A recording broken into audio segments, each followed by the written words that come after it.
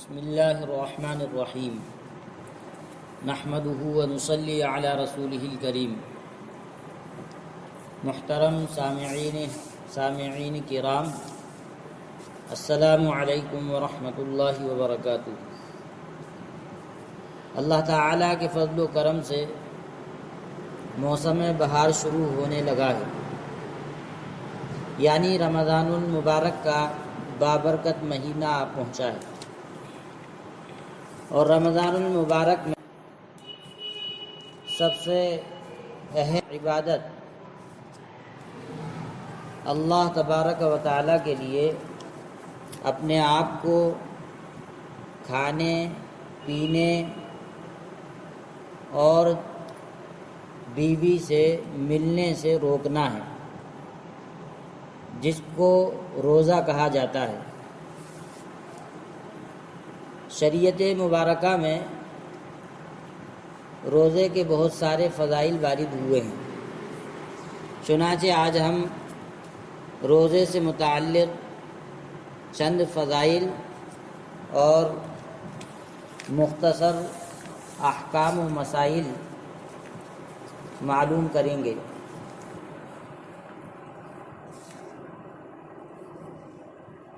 روزے کے فضائل میں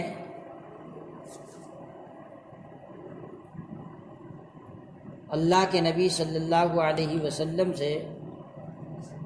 ایک بات تو یہ ملتی ہے کہ روزے دار کے روزے دار کے منہ کی بدبو اللہ تبارک و تعالیٰ کے نزدیک مشک کی خوشبو سے زیادہ پسندیدہ ہے، اور فرشتے روزے دار کے لیے روزہ افطار کر لینے تک مغفرت کی دعائیں کرتے رہتے ہیں۔ یہ فضیلت جس حدیث پاک میں مروی ہے، اس کو امام احمد رحمۃ اللہ علیہ نے اپنی مسند میں روایت کیا ہے۔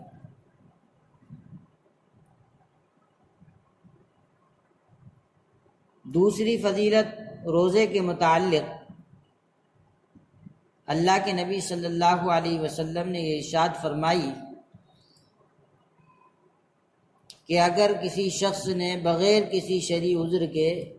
رمضان کا ایک روزہ بھی چھوڑ دیا، چاہے وہ تمام عمر اس کے بدلے روزے رکھے،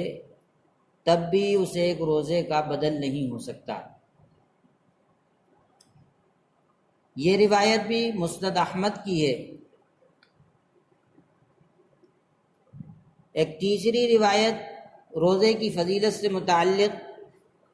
نسائی شریف کی ہے، جس میں اللہ کے نبی صلی اللہ علیہ وسلم نے روزے کو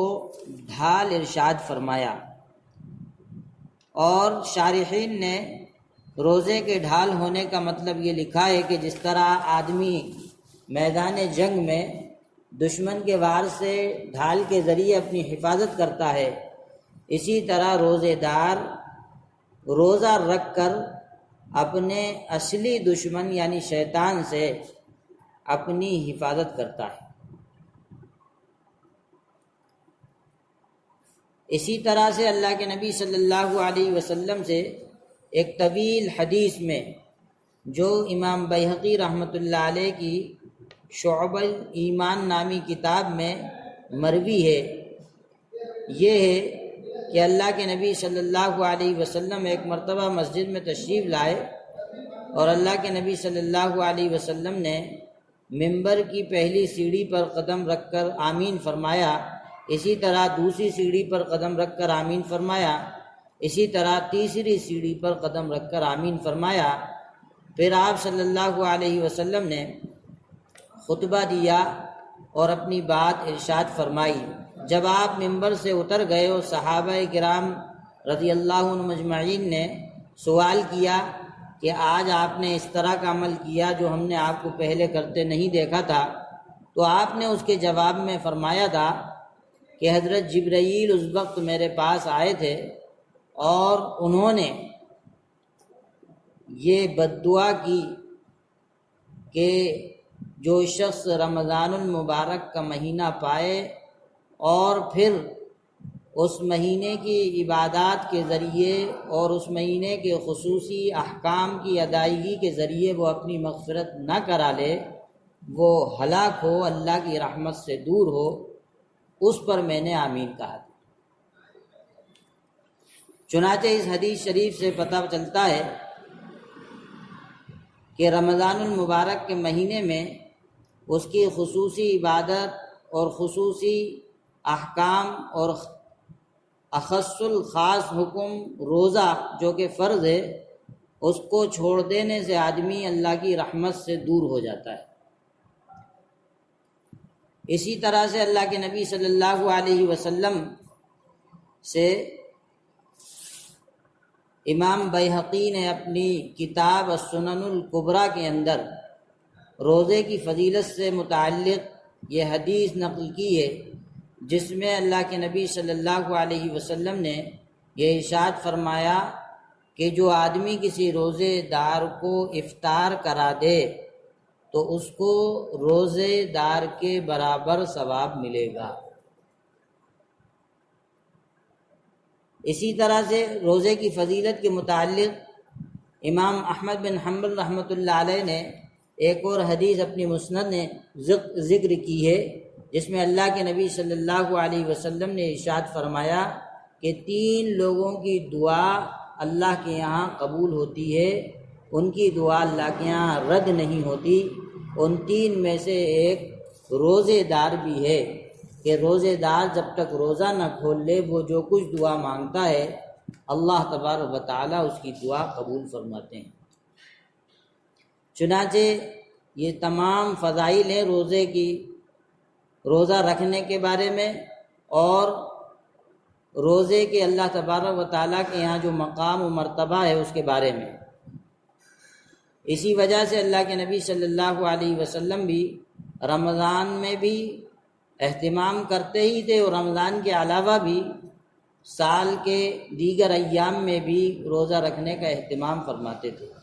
اور صحابہ کرام رضوان اللہ علیہم اجمعین بھی بہت زیادہ روزے کا اہتمام فرمایا کرتے تھے، حتیٰ کہ سفر میں بھی آپ روزہ نہ چھوڑتے تھے۔ اور ایک سفر میں تو حضرات صحابہ کرام رضوان اللہ علیہم اجمعین چکر کھا کر کمزوری کی وجہ سے گر گئے اور وہ روزے کی حالت میں تھے، حالانکہ اللہ کے نبی صلی اللہ علیہ وسلم نے سفر میں روزہ رکھنے سے اولاً شفقتاً منع فرمایا تھا، لیکن جب آپ نے دیکھا کہ صحابہ بہت زیادہ روزے کی محبت ہونے کی وجہ سے روزہ نہیں چھوڑ رہے سفر میں، پھر آپ نے آخر میں حکماً صحابہ کو روزہ رکھنے سے منع فرما دیا۔ لہذا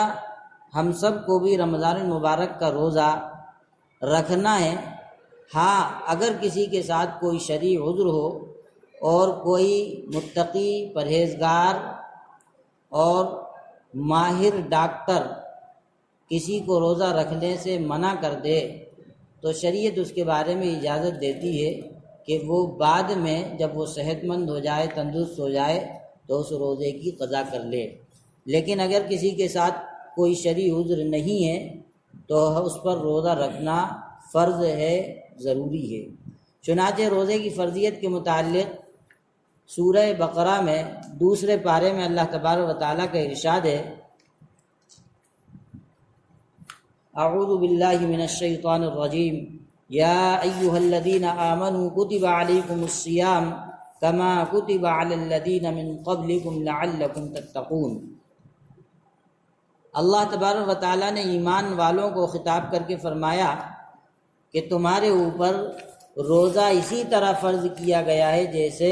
تم سے پہلے لوگوں پر فرض تھا۔ اس میں اللہ تبارک و تعالیٰ نے ایک بات تو ہمیں یہ بتائی ہے کہ روزہ کوئی ایسی عبادت نہیں ہے جو صرف اس امت کو عطا کی گئی، بلکہ اس سے پہلے بھی دیگر امتوں کو یہ روزے کی شکل میں عبادت اللہ تبارک و تعالیٰ کی طرف سے عطا کی جا چکی ہے۔ ہاں، ان کے روزے اور ہمارے روزے میں فرق ہے، وقت کا بھی اور اسی طرح دنوں کا بھی، روزے کی تعداد کا بھی، لیکن بہرحال روزے پچھلی شریعتوں میں بھی رہے ہیں۔ اللہ تبارک و تعالیٰ نے روزے کی فرضیت کے مقصد کو بیان کرتے ہوئے اسی آیت کے آخر ٹکڑے میں یہ بات ارشاد فرمائی کہ یہ روزہ تمہارے اوپر اس لیے ہم نے فرض کیا ہے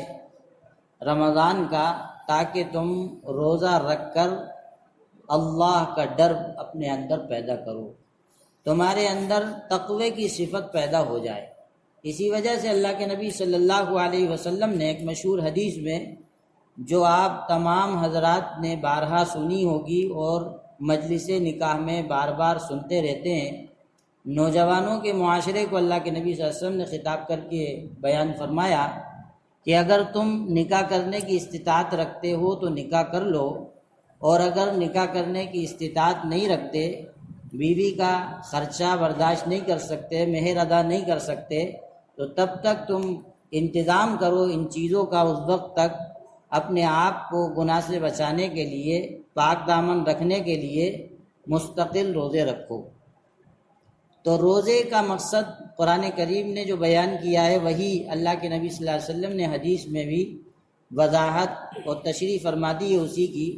کہ روزے سے مقصود تقوی کی صفت پیدا کرنا ہے۔ اب روزے سے متعلق چند مسائل معلوم ہونا ضروری ہے۔ ہم یہاں پر وہ مسائل آپ کو بتا رہے ہیں جو عام طور پر لوگوں کو پیش آ جاتے ہیں، اور ان کا علم نہ ہونے کی وجہ سے روزے جیسی ایک اہم عبادت ضائع ہو جاتی ہے۔ کبھی ایسا ہو جاتا ہے کہ کسی بات کو ہم معمولی سمجھ کے کر ڈالتے ہیں جو روزے کے منافی ہوتی ہے، اور اس سے بہت بڑی نیکی ضائع ہو جاتی ہے اور گناہ گلے پڑ جاتا ہے۔ اس لیے روزے کے سلسلے میں غفلت نہیں برتنی چاہیے، اس کے احکام اور مسائل سے واقف ہونا ضروری ہے۔ ہم یہاں کوشش کر رہے ہیں کہ اہم منتخب مسائل لیے جائیں، تاکہ اگر کوئی ایسی بات پیش آ جاتی ہے جو یہاں ہم ذکر نہیں کر سکے تو اپنے قریبی عالم یا اپنے قریبی دارالافتاء سے رجوع فرمانا چاہیے۔ پہلا مسئلہ تو روزے کے متعلق یہ ہمیں جان لینا ضروری ہے کہ روزہ کن لوگوں پر فرض ہے۔ روزہ ہر اس مسلمان پر فرض ہے جو عقل مند ہو، یعنی پاگل نہ ہو، اور بالغ ہو، یعنی نابالغ نہ ہو۔ جب تک کوئی عذر روزہ چھوڑنے کا نہ پایا جائے، روزہ چھوڑنا درست نہیں۔ اور اگر کوئی آدمی روزے کی نظر مان لے تو وہ روزہ بھی رمضان کے روزے کی طرح ہی فرض ہو جاتا ہے۔ اسی طرح رمضان میں اگر روزہ چھوٹ گیا تو اس کی قضا بعد میں کرنا، یعنی بعد میں ایک روزہ رکھنا ایک روزے کے بدلے، یہ بھی فرض ہے۔ اسی طرح کوئی گناہ ہو گیا جس کے بارے میں شریعت نے روزے کا کفارہ بتلایا ہے تو وہ کفارے کے روزے رکھنا بھی فرض ہے۔ ہاں، ان روزوں کے علاوہ جتنے روزے ہیں وہ سب روزے نفل ہیں، اگر رکھ لے تو ثواب ہے اور نہ رکھے تو کوئی گناہ نہیں۔ البتہ سال میں 5 دن ایسے ہیں جن میں روزہ رکھنا حرام ہے، ثواب نہیں بلکہ ان میں روزہ رکھے گا کوئی آدمی، کوئی عورت تو گناہ ہوگا۔ وہ 5 دن عید الفطر کا ایک دن یعنی 1 شوال کو، اور 4 دن بقر عید کے یعنی 10، 11، 12 اور 13 ذی الحجہ۔ سال کے یہ 5 دن ایسے ہیں جن میں روزہ رکھنا حرام ہے۔ دوسرا مسئلہ روزے کے متعلق یہ سمجھنا چاہیے کہ روزے کی ابتدا اور انتہا کیا ہے۔ تو روزے کی ابتدا صبح صادق سے لے کر شروع ہوتی ہے اور روزہ ختم ہوتا ہے سورج کے ڈوبنے تک، سورج کے غروب ہونے تک۔ کوئی آدمی اتنے وقت میں روزے کی نیت سے کھانا پینا چھوڑ دے اور خاوند بیوی ہم بستری بھی نہ کریں تو شریعت کی اصطلاح میں اسی کو روزہ کہا جاتا ہے۔ تیسرا مسئلہ روزے کی نیت کے متعلق ہے۔ روزے کی نیت زبان سے کرنا یا زبان سے کوئی بندھے ٹکے الفاظ کہنا ضروری نہیں، بس دل میں یہ خیال آ جانا کافی ہے کہ آج میرا روزہ ہے۔ اور اگر کسی آدمی نے سارا دن کچھ کھایا نہ پیا نہ بیوی سے ہم بستر ہوا اور بس دل میں یہ خیال رہا کہ میرا روزہ ہے تو اس کا روزہ مانا جائے گا، شریعت کی نگاہ میں وہ روزے دار کہلائے گا۔ ہاں زبان سے کہہ لے تو یہ بھی اچھا ہے، چاہے اردو میں کہہ لے چاہے عربی میں کہہ لے۔ چوتھا مسئلہ روزے کے بارے میں یہ سمجھنا ضروری ہے کہ اگر کوئی آدمی دن بھر نہ کچھ کھائے نہ پیے، صبح سے شام تک بھوکا پیاسا رہے لیکن دل میں روزے کا ارادہ نہ ہو، بلکہ اس لیے نہ کھایا پیا کہ بھوک نہیں لگی تھی یا کسی اور وجہ سے کچھ کھانے پینے کی نوبت نہیں آئی، تو اس کا روزہ نہیں ہوگا۔ ہاں اگر دل میں روزے کا ارادہ کر لیتا تو روزہ ہو جاتا۔ پانچواں مسئلہ